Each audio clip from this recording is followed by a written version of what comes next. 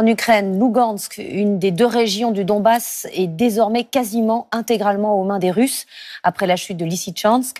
Hier, Kiev avait annoncé qu'elle retirait ses troupes de cette ville stratégique. Les soldats ukrainiens ont parfois résisté avec des mitraillettes datant des années 40.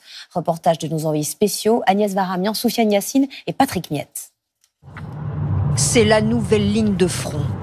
Ce village, désormais à portée de canons russes maintenant que Lysychansk est tombé. Une large fumée à l'instant des bombardements. 3 jours que c'est comme ça. Quelques civils encore dans les rues qui voient les Russes arriver. Je suis inquiet, oui. Je rentre chez moi. Et constamment, le sifflement des obus qui passent au-dessus de nos têtes. Il faut s'éloigner un peu du front, rouler vers l'arrière pour trouver les troupes qui battent en retraite. Ces soldats et leurs chars abîmés. Vous venez de Lysychansk ? Oui. Comment c'était ? C'était un enfer. Mais on la reprendra, cette ville. Des grappes de soldats sur un char. La majorité des troupes a quitté Lysychansk pendant la nuit. Dans les bois, cette section d'infanterie, les hommes dorment, épuisés. Nous saluons leur commandant. Sur sa voiture, des éclats d'obus qui ont bien failli le tuer. Nous lui montrons les images des Russes hissant leur drapeau dans Lysychansk.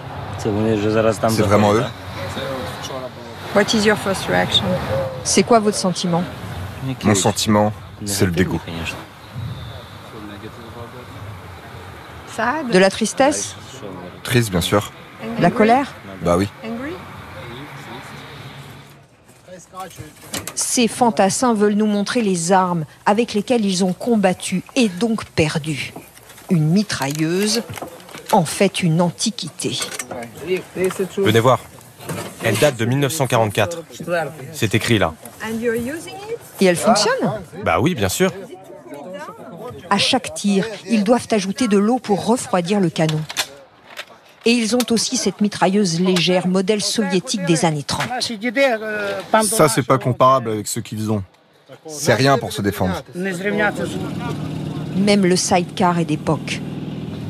Après la défaite, la section attend d'être à nouveau envoyée au front.